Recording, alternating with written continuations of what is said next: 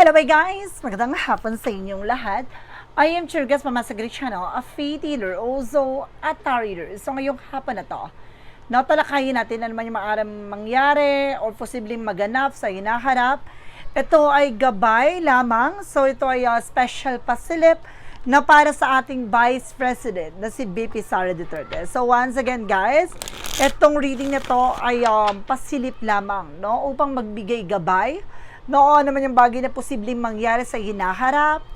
No, and of course, don't forget to like and subscribe my channel and hit the bell for more videos up there. Kasi maraming salamat po sa mga walang sawa pag-support sa aking channel, lalo-lalo na ang skip ng ads.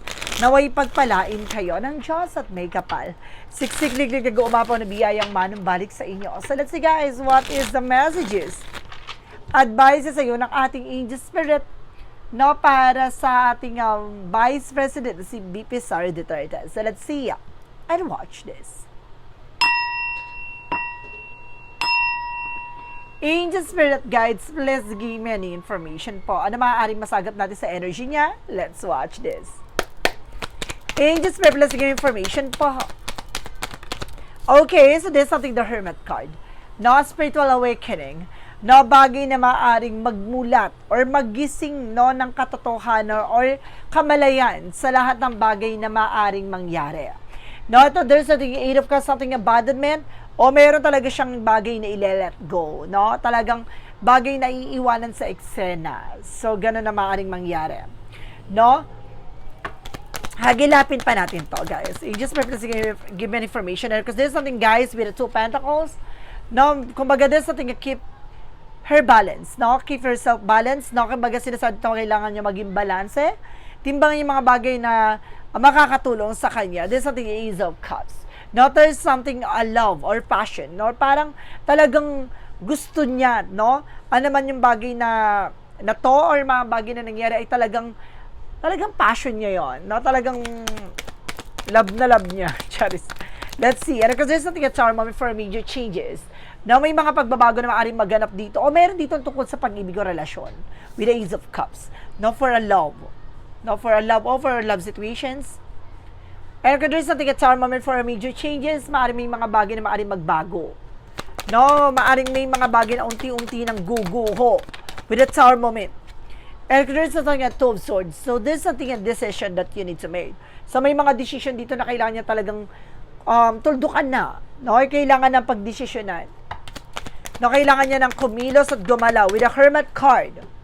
Revisit with a Ten of Pentacles. No? Merong bagay na maaring tumuklas or lumabas, no?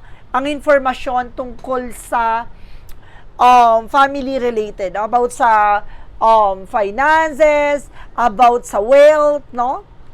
Kasi the Hermit card something spiritual awakening or spiritual enlightenment. No, may mga bagay na magliliwanag tungkol sa pamilya, sa kayamanan, ari-arian, maraming bagay na maaring matuklasan.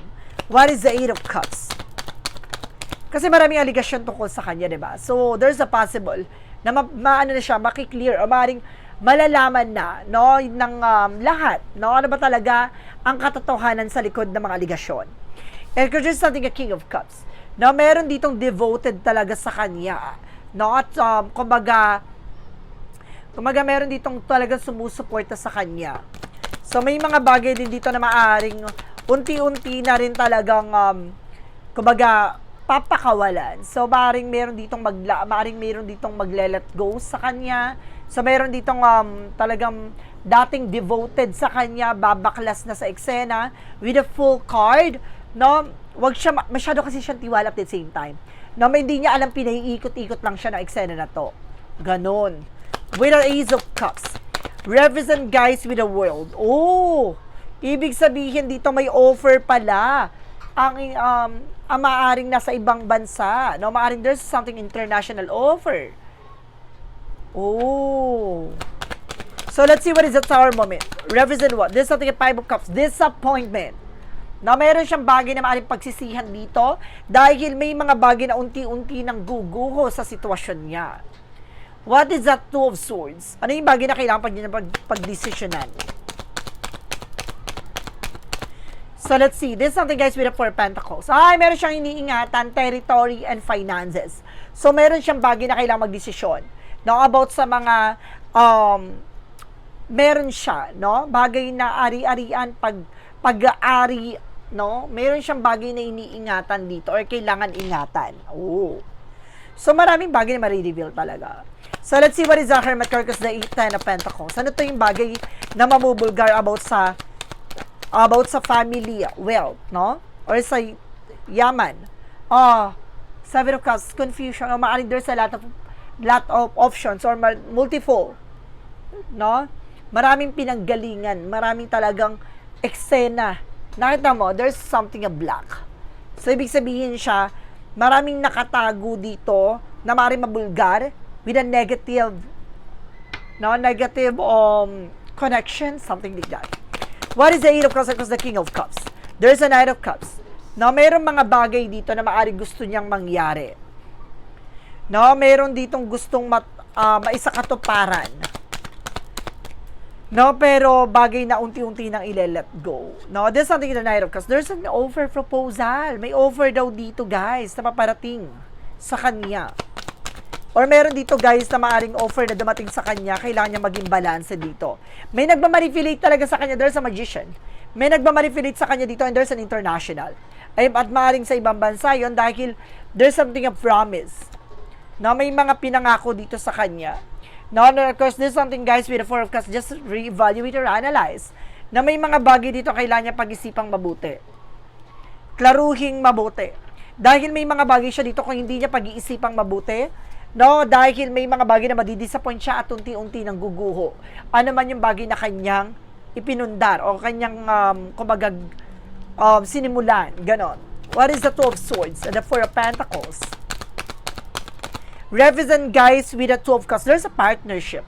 Na meron din ditong partnership, guys, about sa mga pera, ari-arian, ganon. So, mayroong, kumbaga, territory, ganon. So, may mga bagay din siya iniingatan talaga dito na kailangan niya mag-decide. No, about, may partnership kasi talaga eh. So, let's see what is additional messages for the outcome. So, there's something with the Knight of Swords. Bibilis na raw ang takbo ng sitwasyon. No, bibilis na ang eksena dito. No, may mga bagay talagang lilitaw o lilinaw.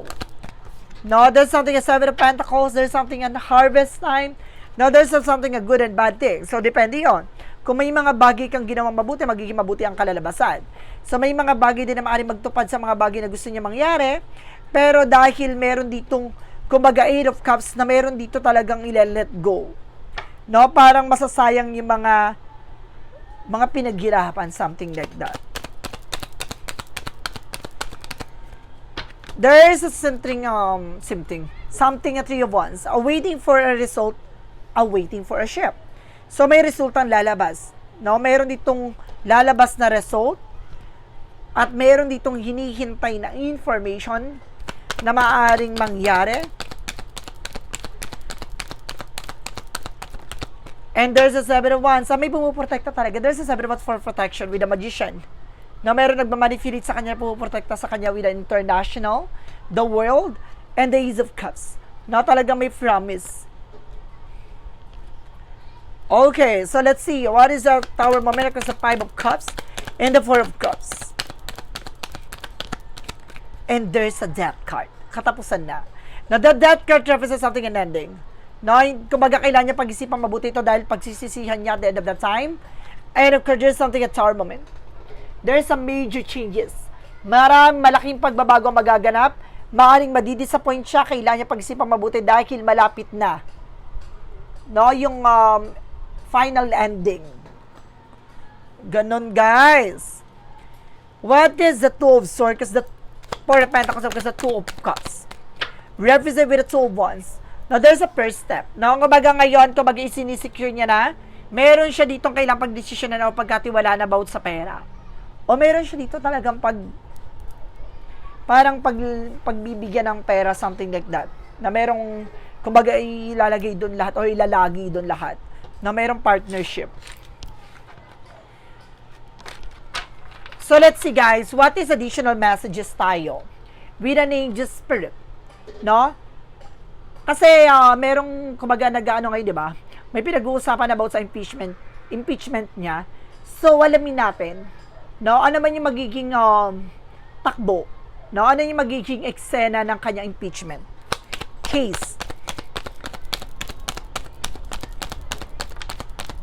There's a King of Pentacles, and there's a Ten of Cups, and there's an Empress card.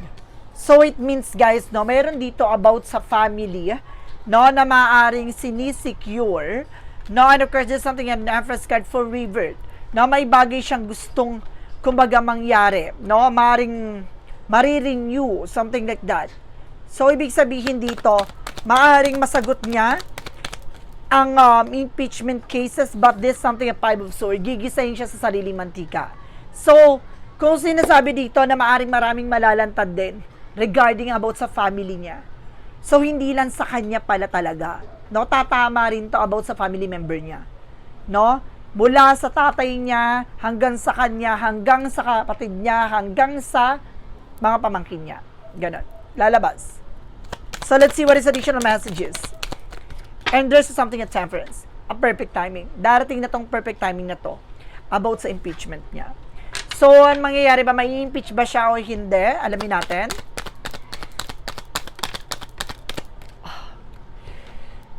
There's a Five of Wands. Complication. Magkakaroon ng komplikasyon at meron ditong susubukan. There's something, a material offer.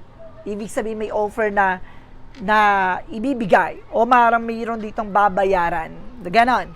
Kasi there's an Ace of Pentacles with a big shot and big money. No, and the Five of Wands, something complication. Ibig sabihin dito, guys, na mayroong malaking pera talaga na maaaring ilabas siya dito. Ganon. So, meron ditong susubok about sa impeachment niya.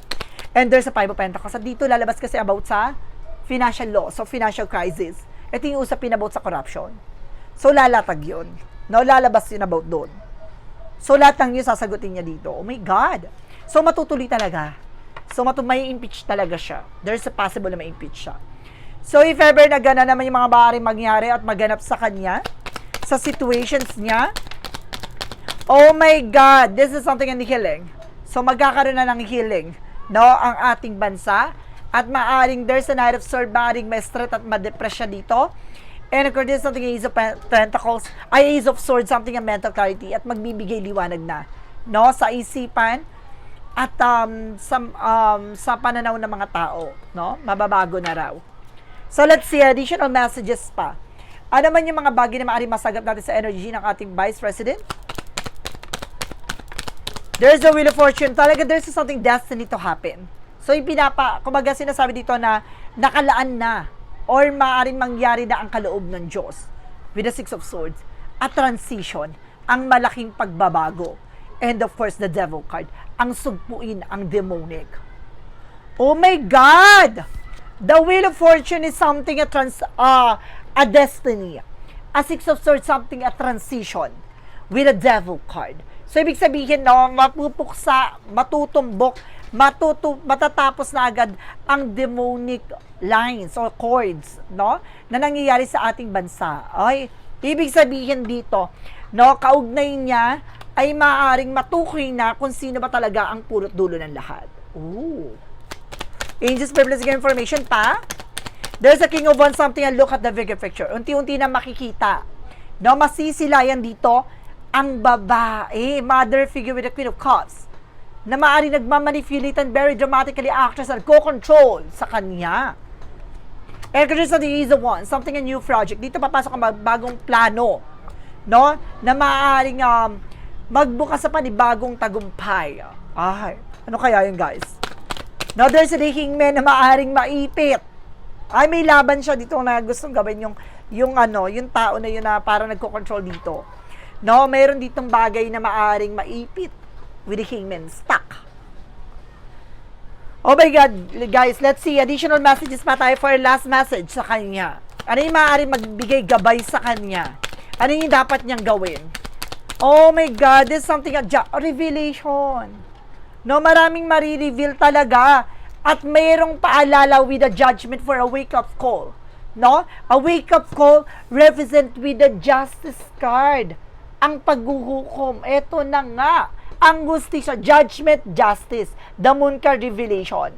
So talagang marireveal na talaga at matutukoy na nga kung sino nga ba siya at ano ba talaga ang konektado ng taon na yon sa kanya. Reveal comes out. Talagang bagay na maaring matuklasan at matumbok. What is the shadow work of the one?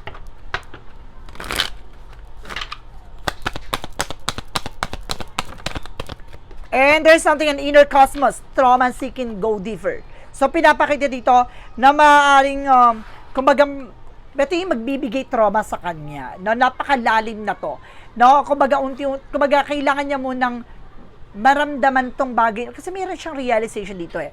To embrace the light first, acknowledge the dark, no? Kumbaga, ibig sabihin dito, spiritual journey niya rin to, guys. No? Maaaring may mga bagay na kinain siya ng ganong, ng power, eh. Kinain siya ng ganong, kumbaga, mindset, no? Dahil sa pagiging greedy, no? At ngayon, kumbaga, pagkatapos niya mapunta sa parte ng madilim na parte ng buhay niya, no? Doon niya makikita yung, kumbaga, maliwanag na part. So, magkakaroon siya ng realization after this.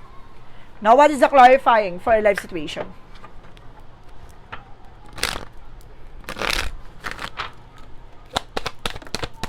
And of course, there's something a gate of opportunities. At itong pintuan na to ang magbubukas sa kanya sa panibagong eksena. Diba? Sa panibagong oportunidad. Ay, ano kayang opportunities na yon? Now, let's see for what lies beneath. We hear the future. From what lies beneath. We hear the future, guys.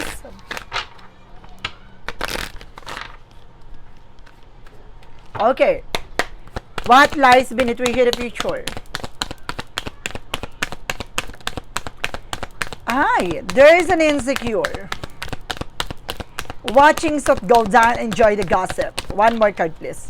Oh my God, total drama, action. It's all drama. It's all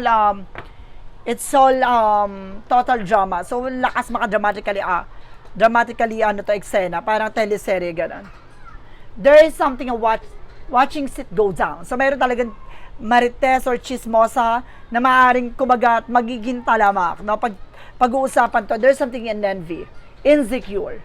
So, very insecure. So, ito yung bagay na maaaring magmulat sa kanya, no? Dahil sa nangyari, or may mga insecurities din talaga, no? At the same time.